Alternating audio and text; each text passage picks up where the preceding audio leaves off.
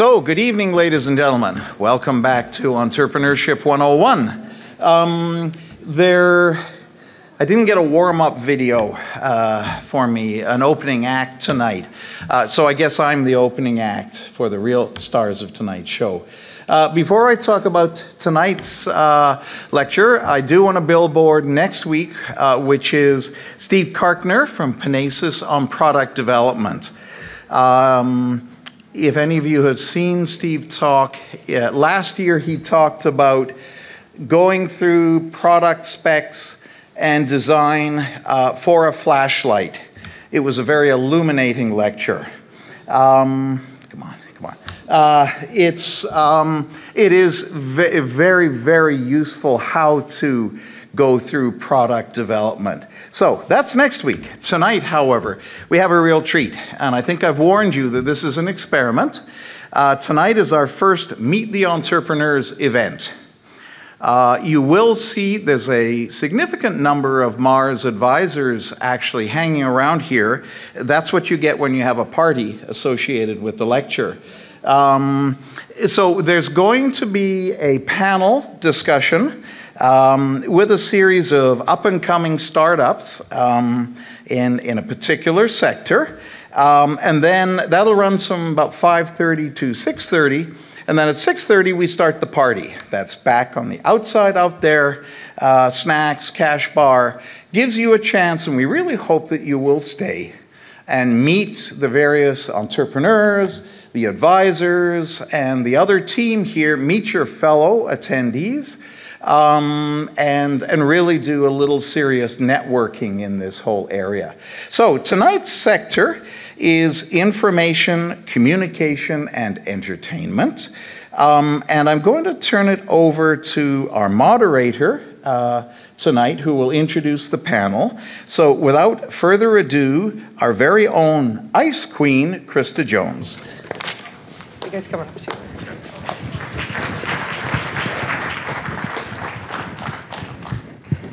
Just give us a second while we all try to sit on these seats without knocking them over. Those name tags? I think we eventually will know who we all are.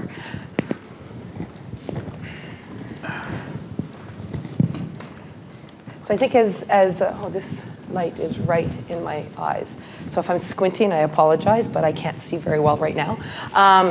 So I am the practice lead for our IT communications and entertainment sector.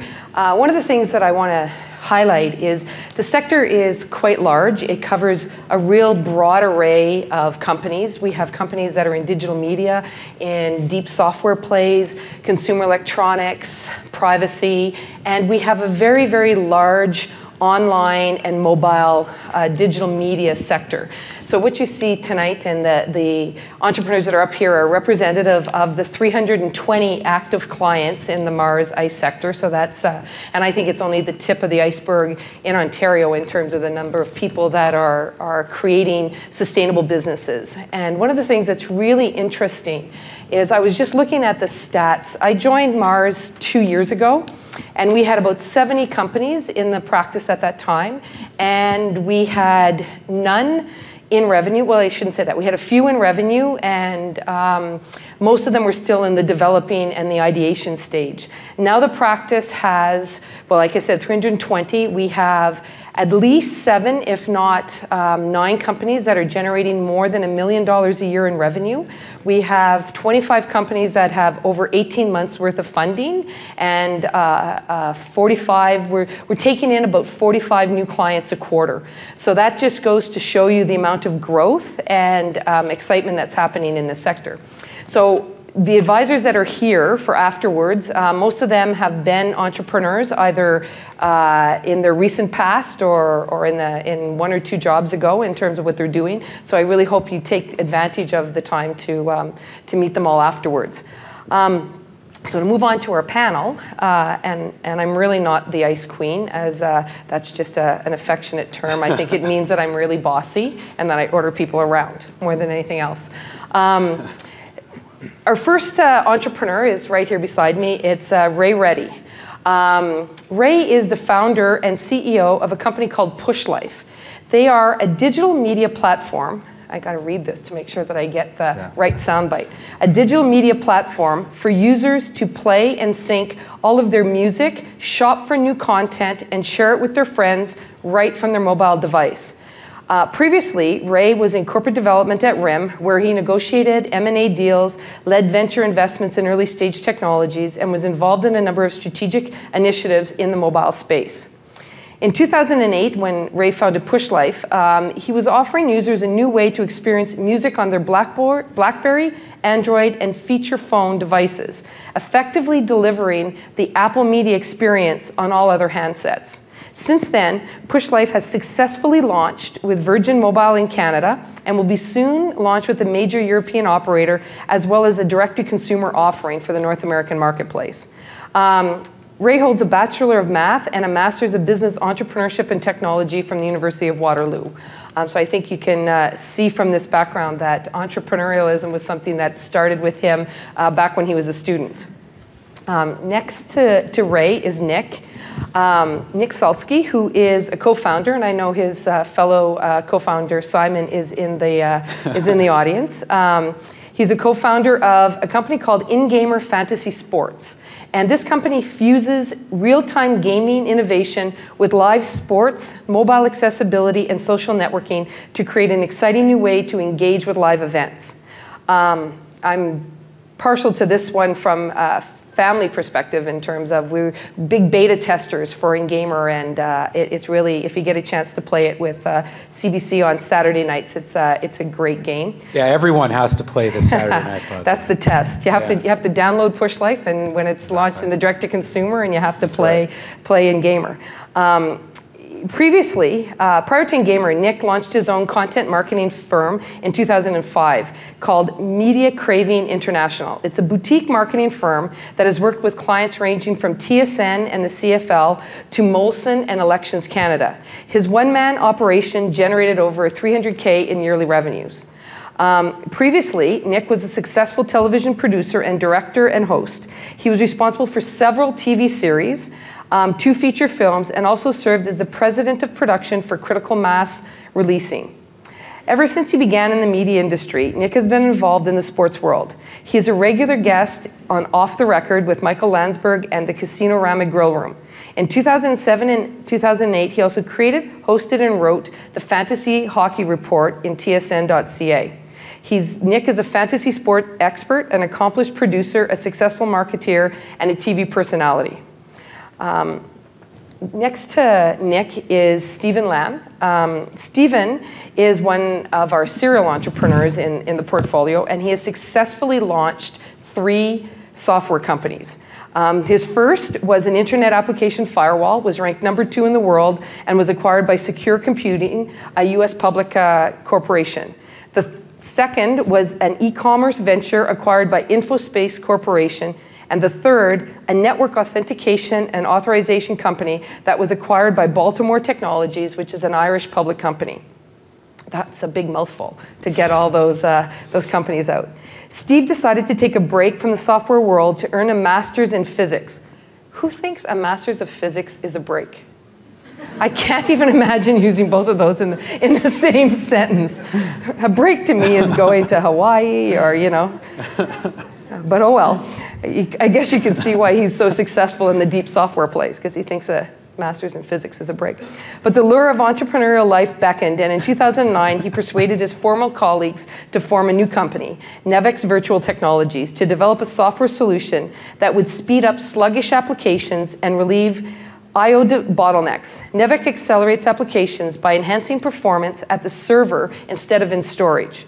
By separating server performance from storage, Nevex fast tier enables application administrators to accelerate applications and relieve I/O congestion without impact to storage policies or budgets. How many of you understood that? That's a test. There you go. There you go. Steve holds now all of you should be getting your masters. He holds a Bachelor of Applied Science and Engineering Science and a Master's of Science and Physics, both from the University of Toronto. So I'd like you to give a warm round of applause for our entrepreneurs who are...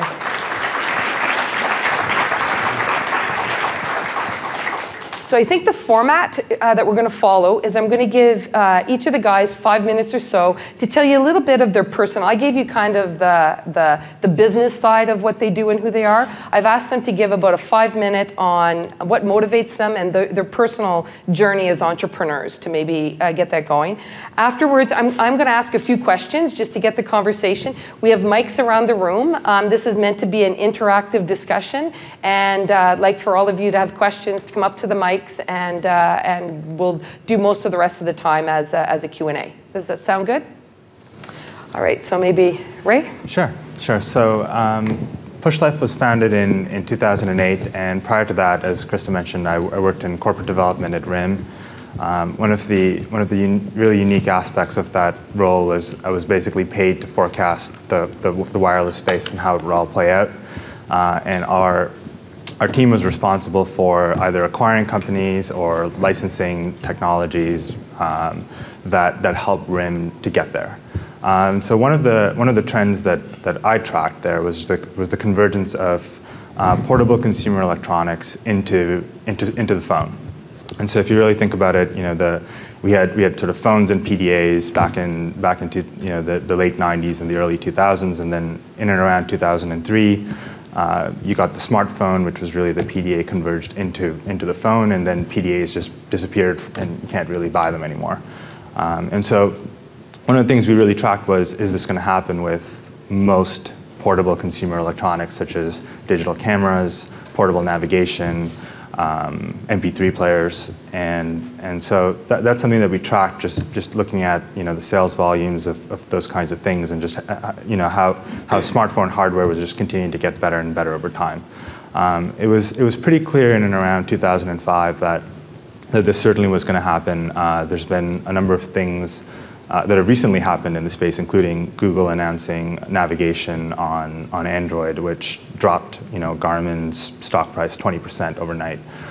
So there's been a number of these sort of events that have taken place over the years, and so the one that we really bet on and that seemed like a pretty significant opportunity was just media, and the fact that there's no reason for consumers to have standalone MP3 players like the iPod, like everything else, when their handsets were capable of doing the exact same thing. In fact, probably with better hardware. And so, I think that sort of trend came out at RIM, and that kind of was the inception of all of this, which was, this isn't really a RIM issue. It's a broader, a handset issue across all non-Apple devices. And so, Push Life was sort of formed to solve that problem for carriers, which was to increase music adoption on their non-Apple handsets, and by integrating storefronts and music stores and other things into it all, could significantly drive their content revenues. And then fast forward 2 years, we're now launched with a few operators, including Virgin Mobile in Canada. We've got a direct-to-market launch on the Android and BlackBerry app stores that's going to be taking place in the next month or so. So I encourage all of you it's a free application, so definitely go download it. And we've got a few other really exciting initiatives around social music that you'll hear about probably in the coming weeks. So that's the summary. Great. Nick? Hi. All right. So how InGamer got started. InGamer founded in 2008. I think it was about 2005 or 2006 when I was producing and directing content, TV shows, a couple of movies. And I was hired to produce a kids DVD series with puppets and talking machines, talking trucks, call it Mighty Machines with Characters. And the company that I produced that for had a VP of operations who, excuse my language, was, well, I won't swear, he scared me. He was very, very smart. And we got along really, really well, but he scared me.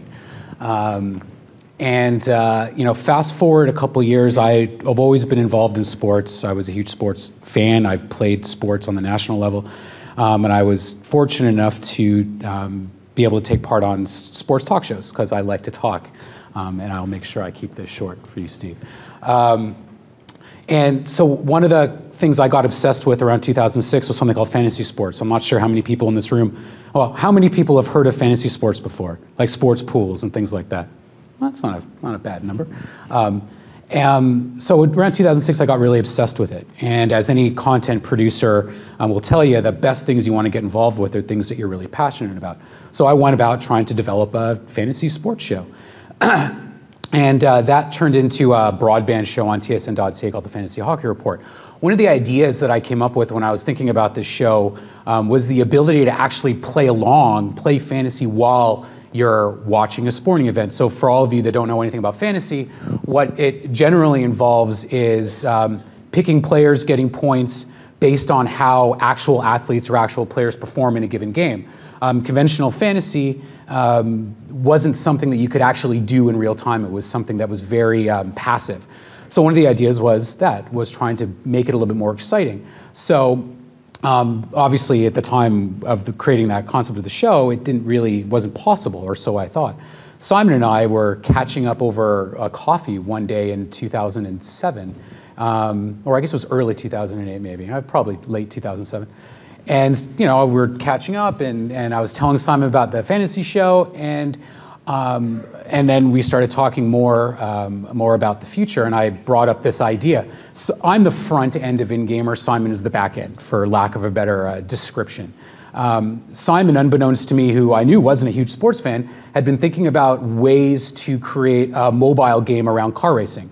So we were sitting there having coffee at my house, and we kind of were sitting there staring at each other thinking, wait a second, Simon didn't realize what I was talking about didn't actually exist, and I didn't actually think that something like that could exist.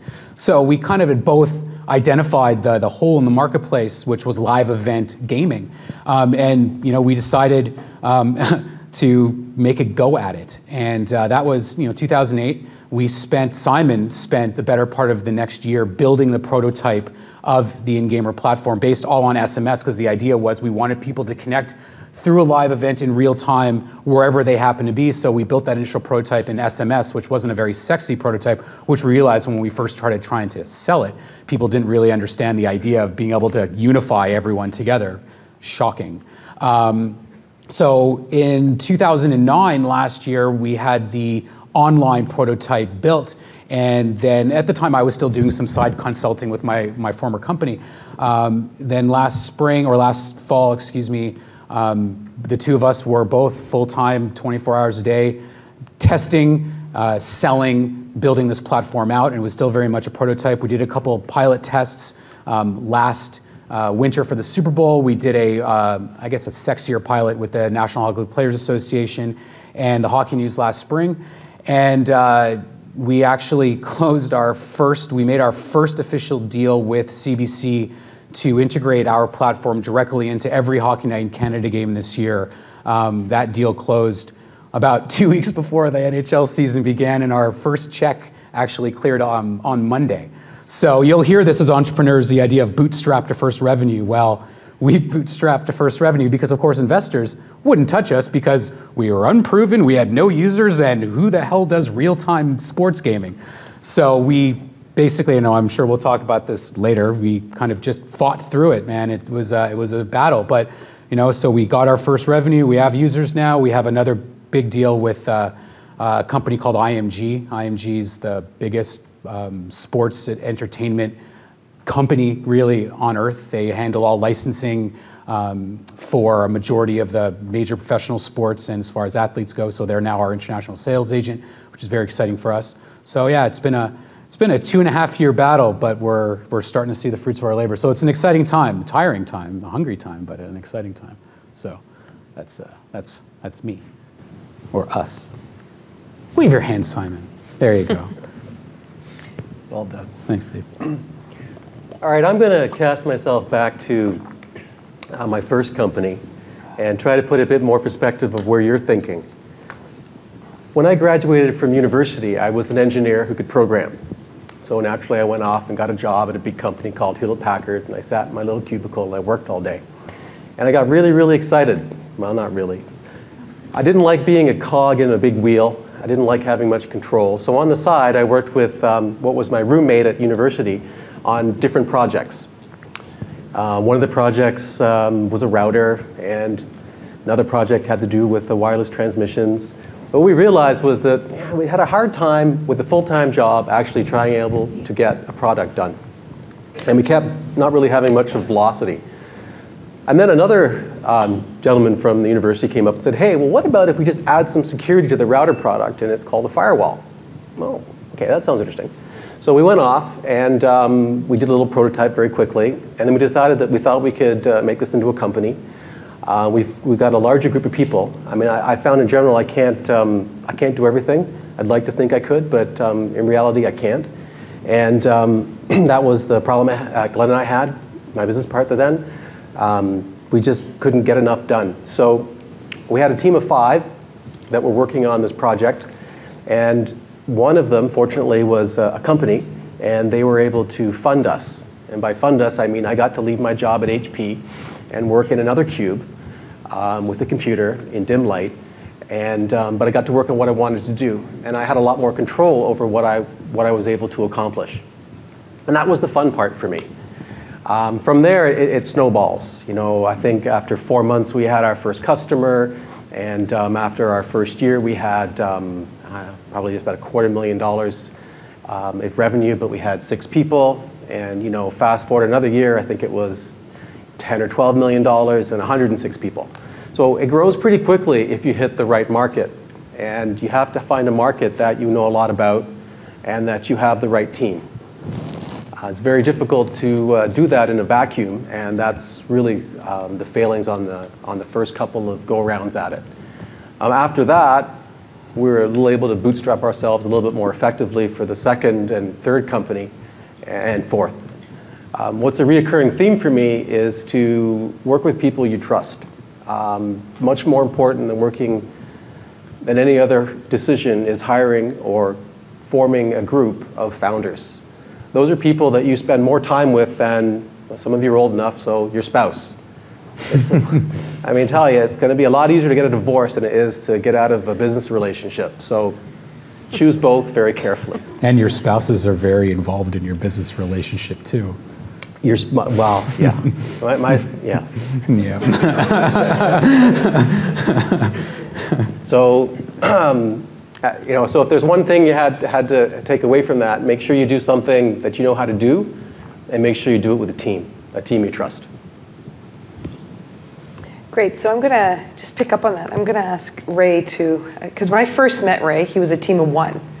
When he first came in the doors of Mars, and he had left his job at RIM and had given himself, I think he had about 18 months of runway to continue to work on this idea that you had. And I'd be interested for a little bit of that story of that journey of when, because you met some pretty significant partners who have helped you shape PushLife to where it is today. Yeah, no, absolutely. And so I guess when it first all started out, the first few months were just building a prototype. You know, before you can take anything to market, the first question that's asked is just, can you build this thing you say you can build? And so prototypes are everything in the tech space. You know, slideware goes so far, and then you just got to have something working. And so I was fortunate enough to have a computer science math background that I could actually build an early prototype on mobile phones of the sort of platform I was talking about, and then shortly after I got connected with Mars, I actually happened to run into two people I'd had I guess were more just colleagues at RIM, no significant relationship, Robin Axon and Duncan Hill, and we sort of got together, and they were sort of interested in really interested in what I was doing and wanted to help really build it and take it to the next level, and so they got involved a few months later, and then I guess it's funny how things work out. The two of them ended up raising a venture fund 12 months down the road, and they became our first investors right when we were at that point where we were looking for funding. And so just kind of a neat little story of how we met these guys that just wanted to help build companies and ended up being VCs and being able to fund it all. So just, I guess, never know where things like that can come from or how it could all wind up. Totally. So it's one of the things that Ray mentioned was prototyping, in terms of getting your idea to some point. And I'm sure that was a large factor in the firewall business, and I know it was a large factor in the We're still prototyping in Gamer. But I'd like maybe Stephen, from your perspective, how different is your products from that original vision that you started out with? If you go back to the firewall, in terms of how, because it takes on so many different versions. Well, I think you stay in the right arena, but the product you end up with really is not the product you think you are. You go down quite a twisting corridor of changes and evolution, because what you think the customer wants is pretty much answered when you tell the customer what you've built. And they turn around and decide, how about if it does this? Mm-hmm. So I think I've done, this is my 4th time, and only once have I had the clarity of foresight to actually have figured out the product that I was going to build before we started. And if I remember the first meeting with Nick and Simon, they were describing SMS-based game. Yeah. In terms of, and that's not at all the game that you guys have built today. So how did you, because that's a hard thing, I think, for a lot of entrepreneurs that we see, is that ability that maybe their own vision that they originally started with is not exactly what everybody else in the marketplace is looking for. So maybe just a little bit of how you took that input from a bunch of different people and moved that from the idea that you had into the product that CBC ended up buying. Yeah, I mean, I guess for us, I mean, it's the kind of core philosophy and the concept of what in-gamer is has always stayed pretty consistent. It's all been about the delivery mechanism. So initially, just based on timing and based on our initial belief around providing our game to everyone, wherever they happen to be, made SMS a pretty, it made it a logical choice for us. But very quickly after we started trying to sell it and talk to people about it, we realized that, well, A, it wasn't sexy enough for the kind of bigger partners like the broadcasters and the media people, because of course that's when the app stores were going crazy. Everyone was talking about the iPhone. Everybody wanted the next cool, sexiest thing. And let's face it, text messaging isn't that sexy. It's functional, but not sexy. So we had to shift that pretty quickly, although it always was part of our, I guess, part of our roadmap, part of our plan. And I think, the only message that I would say, as far as, even what Stephen was talking about, is things are going to change, things are going to shift. I mean, Simon and I are very confident with what we've built right now, but we also have vision and we also know what we want down the road, and we're very open to, changing that and altering that based on not only what our partners think, but what our users think. Because let's face it, at the end of the day, if your business that you're going to start is has any aspect of a consumer facing, if you're looking for a user to give you $1, you have to be pretty open to what they want, because at the end of the day, if they don't like it, they're not going to give you anything. Same thing for partners. I mean, our business model is a bit two-sided, so it's a bit of a marriage between the two. But I think really for us, it's about being flexible and nimble, and being two people really helps in your flexibility. It's interesting, because if you look at, and a lot of people are thinking, how do you come up with an idea? How do you build a team? What do you do? If you look at these 3 businesses, and you listen to the background that I read about each of them, there's one thing that comes out to me in terms of why they're where they're at and able to do. One of the reasons why I think Stephen is able to create these products that really do change the game in a lot of the really deep techie IP kind of programming and infrastructure that's out there, is because of where his interest and passion lie. He's a deep technical person who understands the ins and outs of the industry and the technology that's working. If you look at Nick in Gamer, he comes from the media and the sports background in terms of understanding what's happening. And then Ray had immersed himself and was an industry expert in the evolution of mobile. So one of the things I think that is that is really sort of jumps out at me is the fact that you have to have some kind of expertise in the industry that you're going into in terms of helping you to be able to find your sweet spot as an entrepreneur. But that said, I'd like a little bit more from each of you in terms of why did you become entrepreneurs?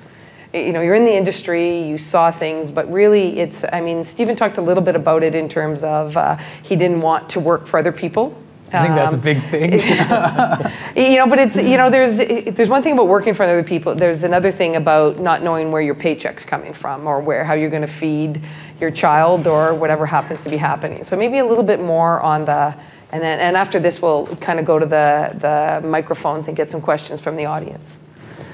Yeah, I mean, for me, I mean, very sort of similar to Steve's answer on that, which was, you know, it's about the choice of being a cog in the bigger wheel or really being able to make a difference, build something. I mean, there's something magical about building something out of nothing, and it's very, very rewarding when you're sort of down that path. Well, and be able to take ownership and a responsibility for what it is too at the end of the day, you know. Yeah, I mean, and ownership and things like that change as you bring investors in. No, but ownership not in like the fiscal, but sure. in the kind of theoretical or the. Yeah, I mean, and I think for me personally, it's more of just, you know, there's something to be said about working with super intelligent, super motivated people on a daily basis. You know, you just really enjoy working with people that have the same kind of intensity as you do, and just really want to move something forward at just a hyper pace. It's pretty insane, and it's something that you'd never ever find at a large company.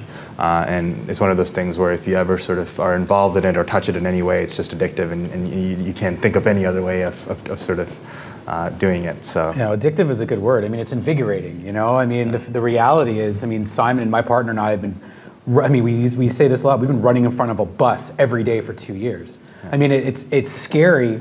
But at the end of the day, you get out of bed every morning because you're excited about what might happen tomorrow or a week from now. You know, I mean, I think it's important to have a passion, and I think it's important to really believe in what you want to do. It's important to be excited and passionate about what might come, and I think it's very important to surround yourself with people that not only share that passion but complement you. I mean, Simon and I we were talking about this yesterday. We are so different. We are completely different. But what we're both not good at, we complement each other with. And the things that we both know we're not good at, we're lucky enough to work with an organization like Mars. We've been with Mars for a while. Like the business side of things was something that we were kind of weak on. Mars really helped us do that. So definitely think team and passion and just that. I mean, there's something about the fear of not knowing when that next paycheck's going to come that, you know, for some people it really kind of drives you, that mystery and that, you know, potential big win. I mean, you've been through it 3-4 times now. It's pretty commendable. Oh my God. I'd have less hair. It's a lot harder the first time, but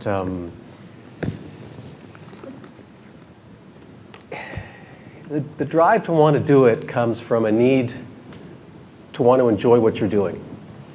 If you're a sports fan, do you enjoy watching the game or enjoy playing the game? If you're playing in the game, well, then you need to make sure you're on the field with people that enjoy playing the game and work hard. Or online at in-game or playing along with the game. Yeah. Or online at in-game. So, but it's addictive, right? If you're into baseball, you're playing baseball. If you're into football, you're playing football. You either want to play or you want to watch. Both are admirable. But I find entrepreneurs want to play. They want to have control. They want to be able to make the game a win. And they want to have that control on it. If they lose, well, they still want to have control that they could try to win. And if you have that passion, then that's a goal for you.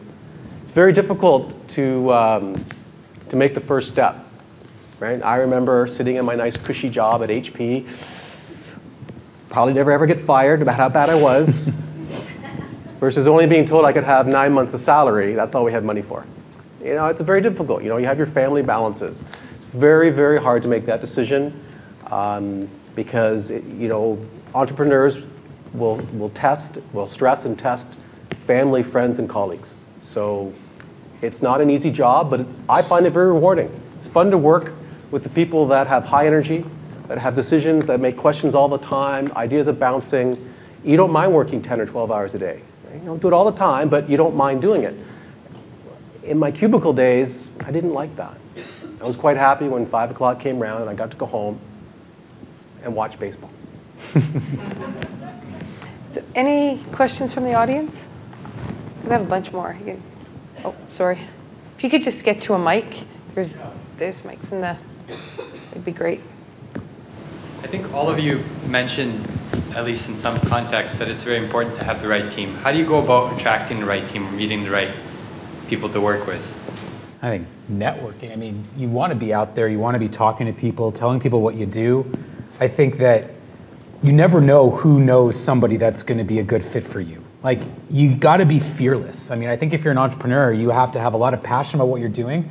And I think you really have to put it out there all the time, because you never really know. And if people share a similar interest, or they, or you think they might be a complement, or you're missing that, or missing something that they might be able to offer, or they just share a very similar, passion about what you're trying to accomplish, then you talk, you get to know them. I mean, that's we're still two people. We're bringing in a third person, and we've been able to be fortunate enough to create some great relationships with people here. But I mean, we've only been able to get to where we're at through talking to people and getting to know people and just getting it out there.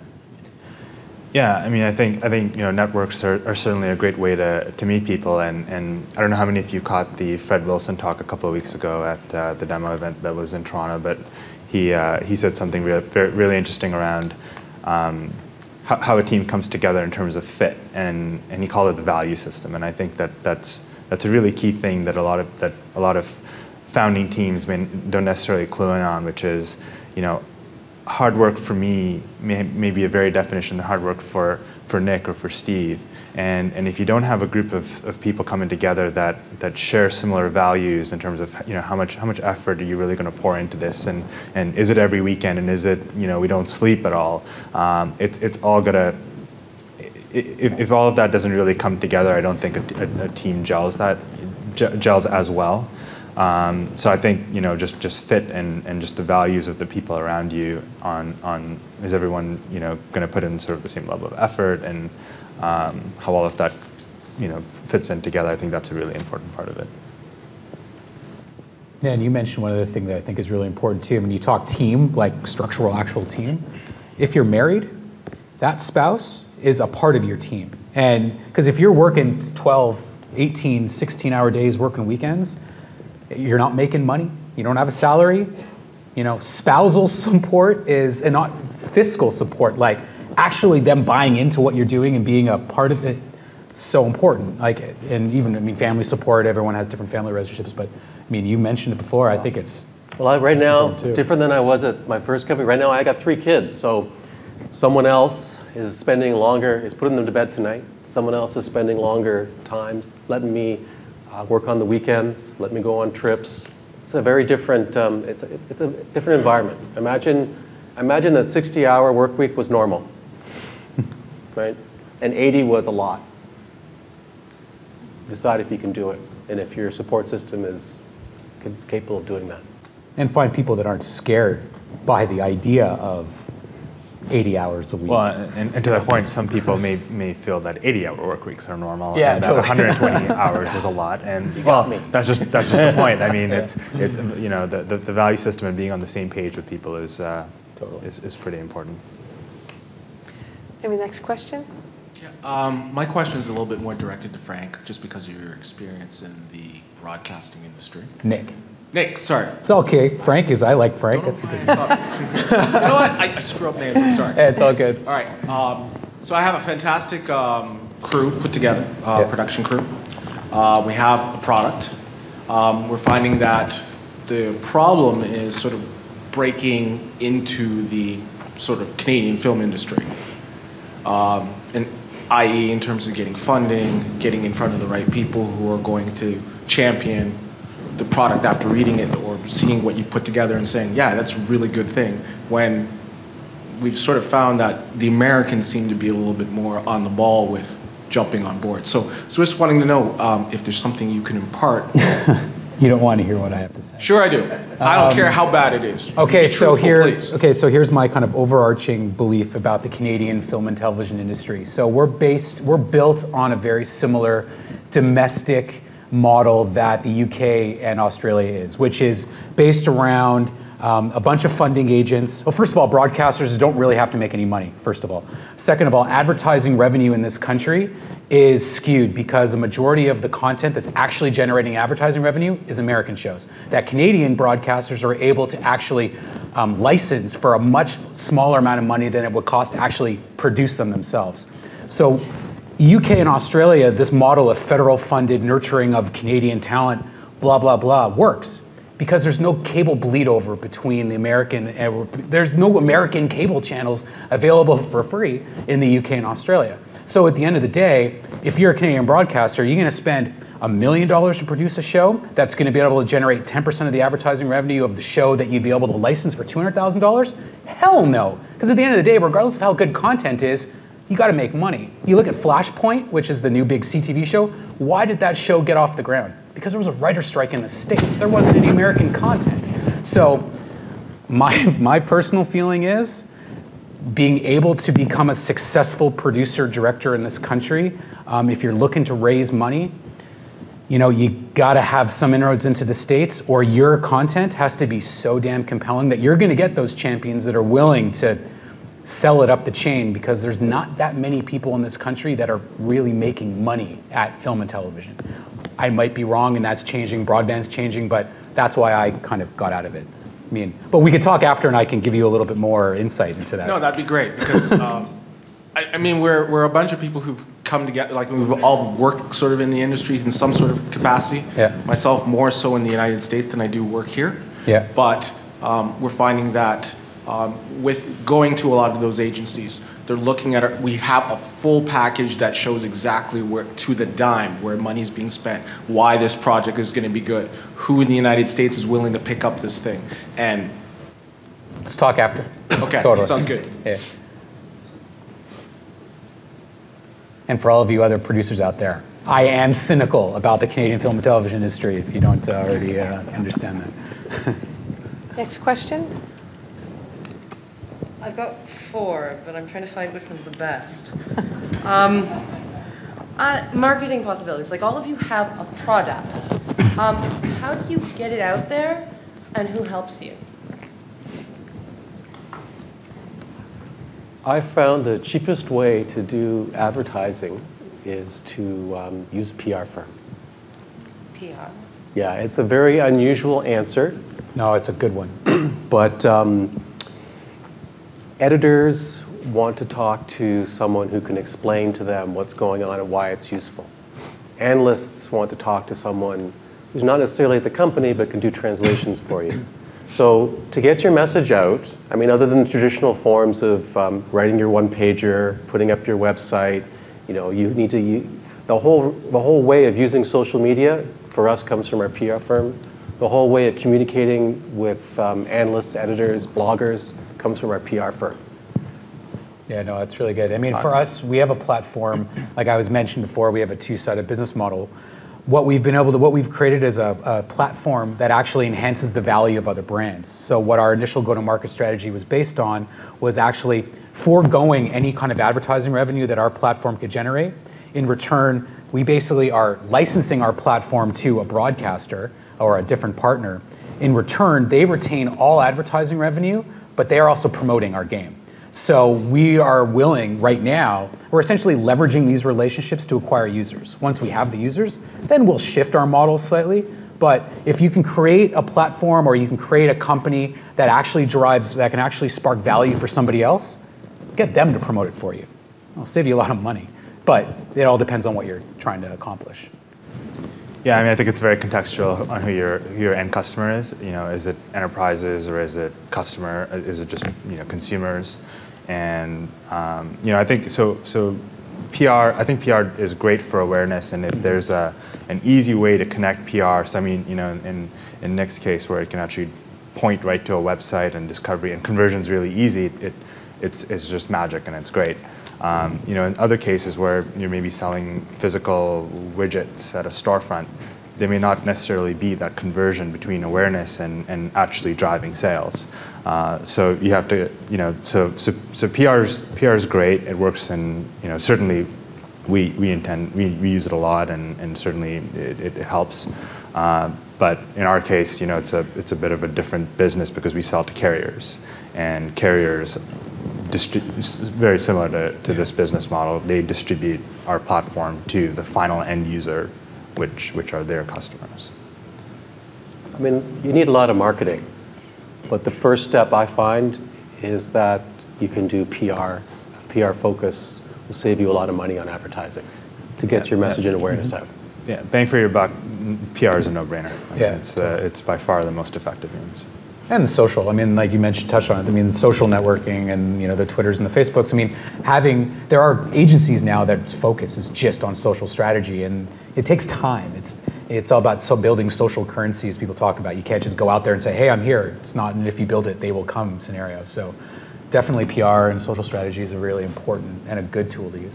The fourth person I hired at my first company, her job was PR. Thank you. Any other questions? You guys are a quiet crowd. You have to have more questions. You're just waiting to ask them over drinks later. I'm going to take it on a bit of a different tact and say, what keeps you awake at night as an entrepreneur? Is it the competition? Is it the money side? Is it the product? I can take that easily. It's only cash flow. There's nothing that keeps you awake like knowing you can't pay your bills, that knowing you have a problem with your employee payroll. Those are the things that kept me awake. They don't keep me awake this year, but my first company, pretty much consistently cash flow, followed by losing competitive edge. Yeah, sleep, man. Especially with a young daughter. I have a 2.5-year-old, so sleep during this whole time has been very, very sparse.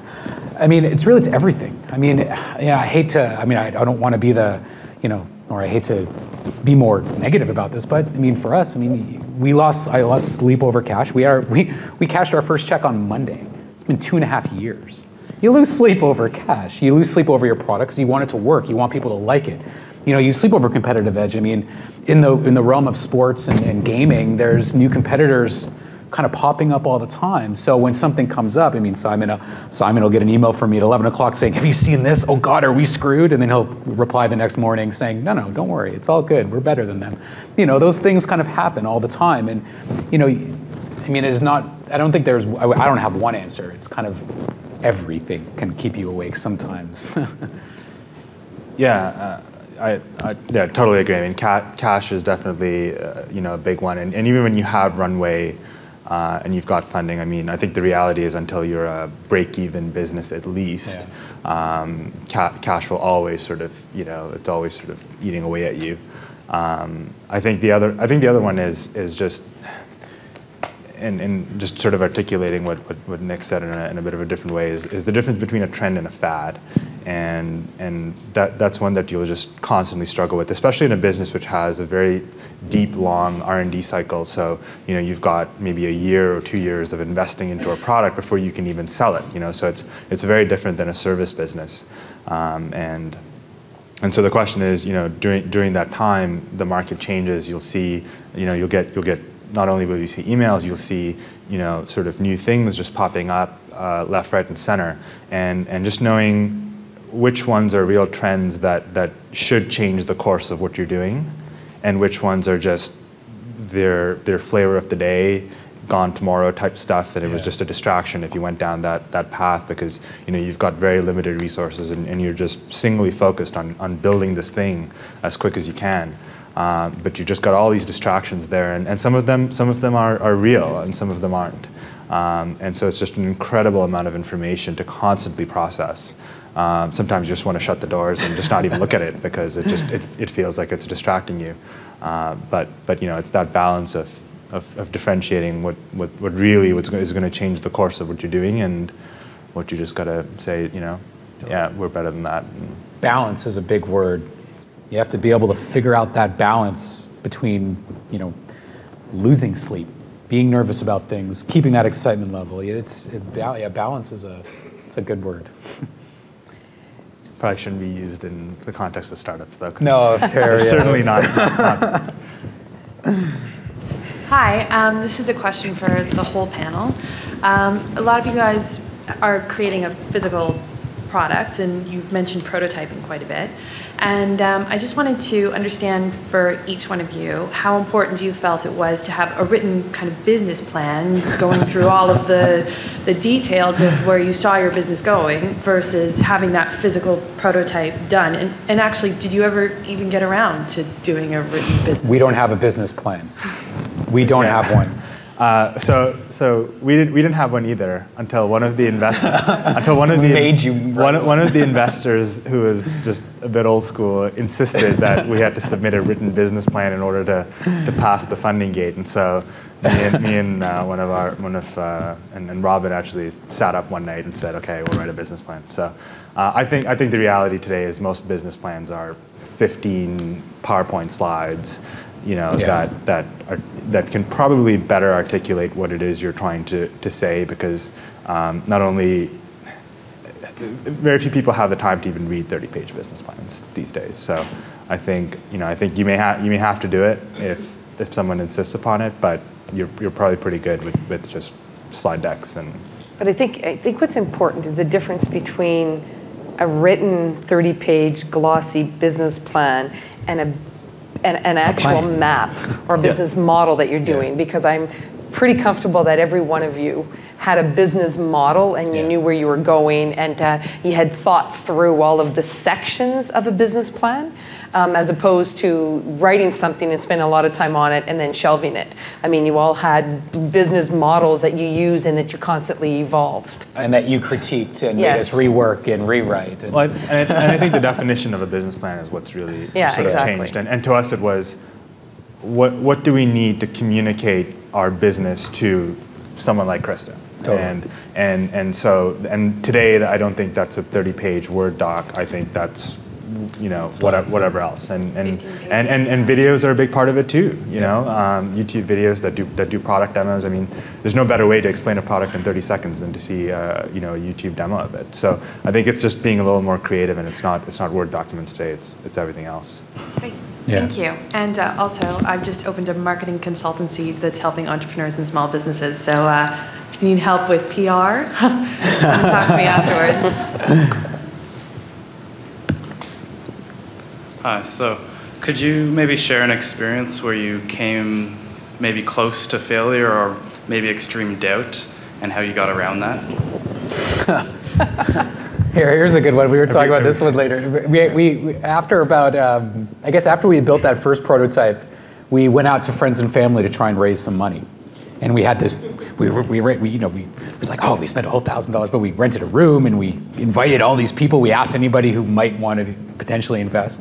And we go through this PowerPoint. This was before we we started working with Mars. And for a selfless plug, if you want to you want somebody to really help you figure out what your business model is and your plan is, Mars really was instrumental in helping us figure ours out. So we do this big thing, and it was horrible. I look back at it now and I just laugh. And after our little pitch and our presentation, our demo, somebody came up to me and said, "Don't waste your time. Someone's going to destroy you. You're going to release this, and ESPN is going to build it, or someone else is going to steal it from you. Don't waste your time. It's a cool idea, but you're too small. Don't bother. It's going to ruin your life. You're going to waste your time." And Simon and I had a couple conversations after that, and we also had a third founder that, founder relationships, I'll leave it there, are very important. So, but that first conversation of someone actually telling us, "You guys are stupid," that made us look in the mirror for a little bit. But if you're passionate about what you want to do, you push through it, So anyway, that's when we almost turned away. You've been through this 4 times. Come on, man. I'm trying to figure out which one I can actually say.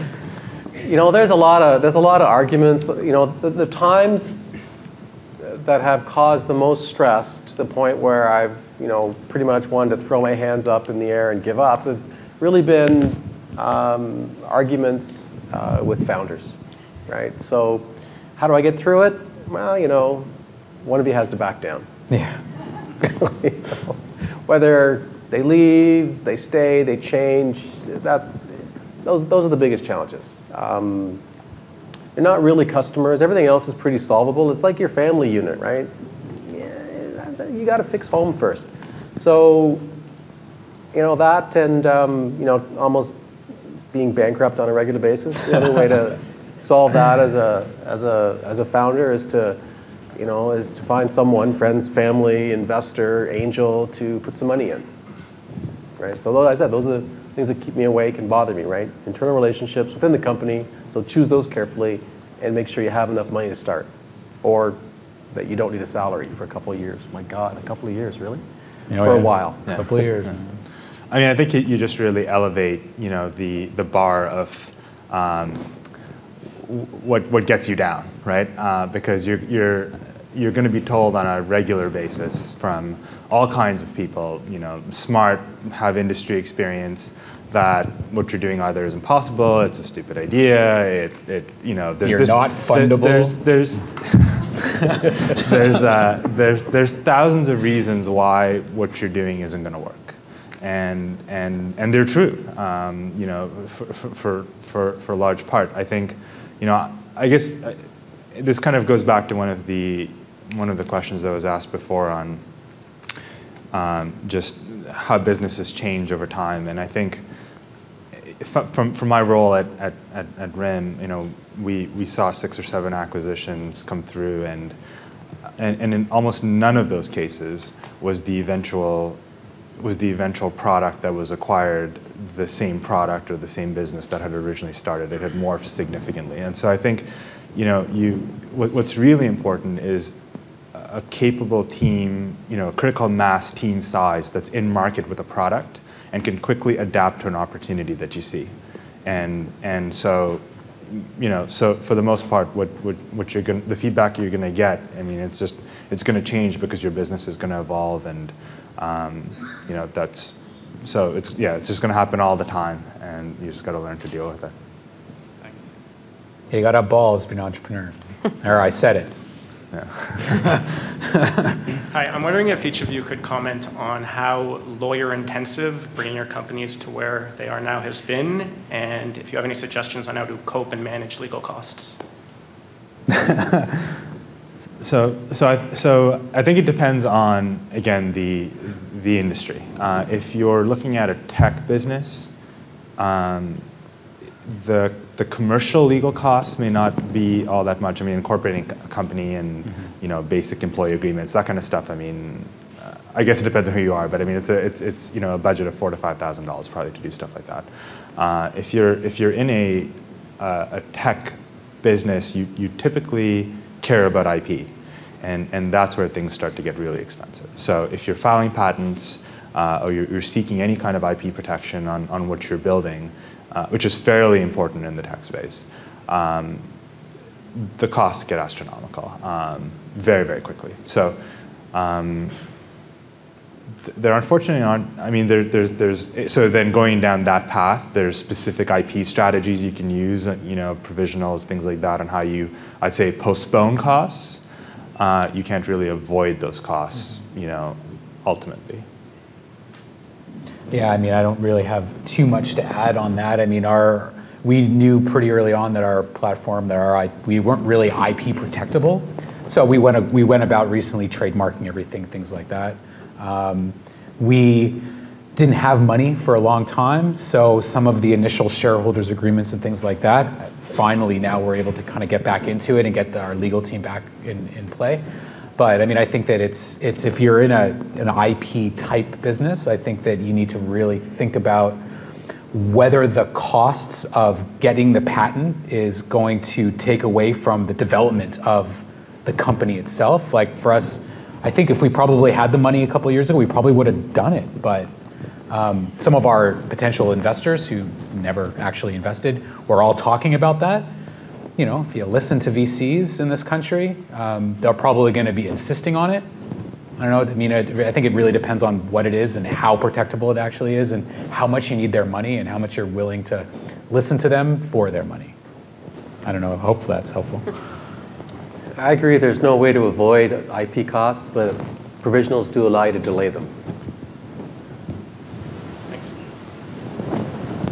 thinking about the later stages of your companies, and especially for the serial entrepreneur, in the past, was your company getting ready to be sold off to a larger one, and did you still have things you wanted to do within the company as it was? And how did you deal with things like you feel probably very responsible to your employees, so when it kind of gets to the late stage, how did you deal with that? Well, that's me, sorry. The first company, the best description is it's your baby. Emotions are high, problems are huge, everything, and every single detail is an issue. We gave, in all cases, our objective was to give our employees as many shares as we could and try to make them vest on a change of control, which means when you sell the company or go public or something magical. Sometimes it works, sometimes it doesn't, in the sense that the buying entity won't do it if you have those provisions. When you sell, basically you're transferring ownership, but when you get VC investors, you're doing the same thing. So no matter where you are on the scheme of things, you do your best for your employees until you're not able to do it anymore. It's a recurring theme, right? To give you an example, in my third company, we had 10 people to start, and so I think each of them got 5% each, so they got 50% amongst them. So to them, it was a good thing. Like the end of the company, it wasn't like all. Well, you need to keep the employees aligned with the goals of the shareholders and the executive team, right? So if they have a lot of shares, then they're in alignment with selling. Yeah. The first company was on the precipice between selling and going public, right? And the decision was to sell instead of going public. And things change, right? Another company takes control, in this case a US-based company, and they have different views. And the views they really have are not the views you think they have when you start. Relationships evolve, and so this is another example of it. But I think one of the things, and maybe you guys can comment on this, is that in the early days, the company becomes like a family, but the bottom line is it's a company. And it's got to do what's right for the business, and the people need to, it's when you cross that line that you don't think of it that way, that I think you end up not making business decisions anymore. Okay. And I think that's what you were trying to get at, is if people are focused on it as a business as opposed to a good place to go and work and be happy, then I think it's a different focus. Would you guys agree that it's? I mean, well, frankly, the moment you have institutional investors, you become a business, and yeah. you have to do what's right for your shareholders, and they'll make sure of that. So, yeah, the scary reality is the objective of the company is to make money for the shareholders. Right. Yeah. And you just need to make sure you understand that all the way along. Yeah. Okay. All right, thank you. Hi. I think my question's for Nick, because I have a show and a volunteer army, and we get lots of hits, etc. But I don't want to go to a broadcaster. I don't want a broadcaster to control my product. And you said you license it all back to the broadcaster, but did you approach them with you do your show through CBC, right? Actually, well, I realized when we were doing our intros, I didn't actually describe what InGamer was. InGamer is actually, it's a game. So the way our game works is during a broadcast, it's a gaming platform. So during a hockey night in Canada, you can go to starselector.cbc.ca or go to their website and click on the link. And essentially, users are picking players and then chatting with their friends, and they're scoring points based on how those players do, and they're changing their points. So it's not a show per se, it's a platform. Oh, okay. Yeah. Totally misunderstood. So nobody does entertainment kind of up there? I used to. That was my background before getting into InGamer. Yeah, exactly. All right. Well, thanks anyway. Yeah, no problem. Hi. I was wondering if you have in your businesses bylaws that determine how authority and the workloads are shared among business partners. I ask because I suppose some of us invent something on our own, and then we go look for these people we're going to bring over to our business and form a team. And I wonder if a team is by definition a place where everyone has an equal say, or does the founder have special authority, you know, all the while not oppressing everyone else? Shareholder agreements. Who would like to tackle that one? Okay, so you need to differentiate ownership in the company from control at the board level, from who gets to run the company and basically have veto power from your senior team that makes decisions. So the way we work it is, in general, we have a team of people, which in a bigger company would be the senior team, in a small company it's just the team.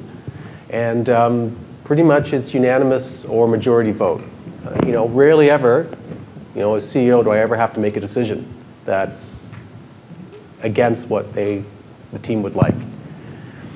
We have multiple founders, so that's not really the issue, right? But who gets to pick me, right? The board gets to pick me. Who gets to pick the board? The shareholders get to pick the board.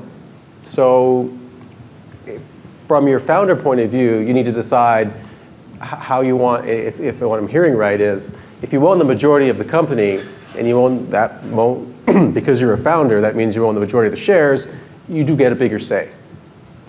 And we're 3 people soon. I mean, essentially Simon and I have been alone co-founders for a long time. So I think it's also very important, especially in the early stages of things, to have a clear understanding of each of your founders' roles. I mean, what we did, which is what Simon made me and our former founder and our kind of future new employee do, is actually write what your role is.